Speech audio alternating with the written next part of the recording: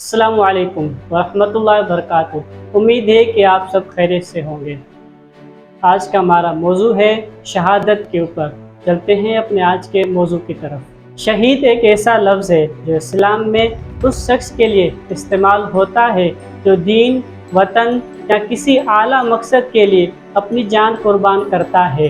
ये लफ्ज़ बुनियादी तौर पर उन लोगों के लिए इस्तेमाल होता है जो अल्लाह की राह में जान देते हैं। इस्लामी तालीमात के मुताबिक शहीद का मकाम बहुत बुलंद होता है और इन्हें जन्नत में आला मकाम मिलता है। शहीद के मुख्तलिफ अक़साम हो सकते हैं, मसलन जहाद के दौरान शहीद होना, जैसे वो लोग जो अल्लाह की राह में लड़ते हुए अपनी जान कुर्बान करते हैं। तिबी आफात या हादसे में शहीद होना, यानी मुख्तलिफ हालात में जान देने वाले अफराद शहीद का दर्जा हासिल करते हैं, जैसे डूबने वाले या आग में जलने वाले अफराद, उन्हें भी शहीद कहा जाता है। शहादत को इस्लाम में बहुत इज़्ज़त और एहतराम की निगाह से देखा जाता है और शहीद को दुनिया व आखिरत में बहुत से इनामात से नवाजा जाता है।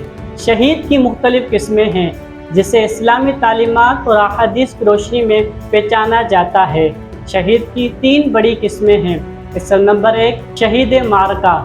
वो शख्स जो मैदान जंग में अल्लाह की राह में लड़ते हुए दुश्मन के हाथों कत्ल होता है, उसे हकीकी शहीद कहा जाता है और उसे हुस्न नहीं दिया जाता, और वो जिस जंगी लिबास में जंग लड़ता है उसे उसी हालत में दफन किया जाता है। शहीद आखिरत। वो शख्स जो किसी हादसे या कुदरती आफत में जान देता है और उसका शुमार शुहदा में होता है।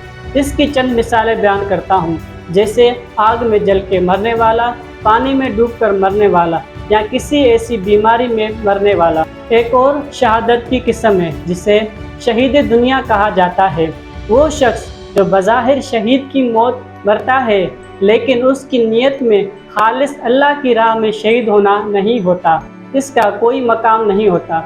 इसे दुनिया में तो शहीद कहा जाता है, लेकिन आखिरत में उसकी कोई जगह नहीं होती। ये 3 अक़साम इस्लामी तालीमात और अहादीस की रोशनी में बयान की जाती हैं और इनकी तफसील मुख्तलिफ और इसकी तफसीर मुख्तलिफ मकातब फ़िक्र में मुख्तलिफ हो सकती हैं। इस्लाम में शहादत की बहुत ज़्यादा अहमियतें, फ़जीलतें हैं। कुरान और हदीस में शहीद का मर्तबा और मकाम बहुत बुलंद बयान किया गया है। यहाँ शहादत की चंद अहमियतें बयान की जाएंगी।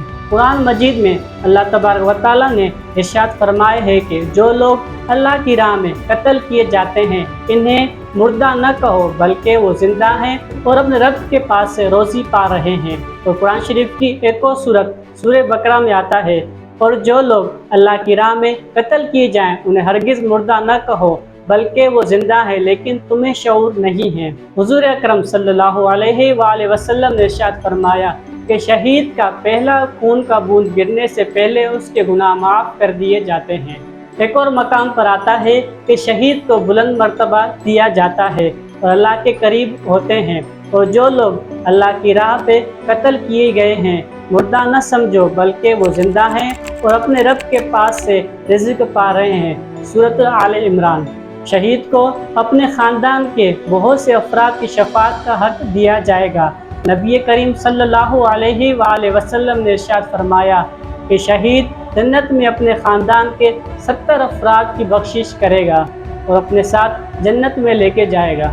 किताबों में आता है कि शहीद को मौत के वक्त किसी भी किस्म की दर्द या तकलीफ़ का एहसास नहीं होता है, बल्कि नबी करीम सल्लल्लाहु अलैहि वसल्लम ने इरशाद फरमाया, शहीद मौत के वक्त ऐसे दर्द महसूस करता है जैसे एक चूंटी इंसान को काटती है। शहादत का मकाम और इसकी फजीलत इस्लामी तालीमात में बहुत ज़्यादा बयान की गई हैं और इसे इंतहाई इज़्ज़त व एहतराम की निगाह से देखा जाता है। शहीद की कुर्बानी को हमेशा याद रखा जाता है और उनके हक़ में दुआ की जाती है। उम्मीद है कि आपको हमारी आज की वीडियो पसंद आई होगी। अगर पसंद आई है तो हमारे YouTube चैनल बख्शी मीडिया को लाइक, सब्सक्राइब, शेयर और कमेंट्स करना मत भूलिएगा। तो मिलते हैं हम और किसी नई वीडियो के साथ और किसी और खूबसूरत से मौजू के साथ।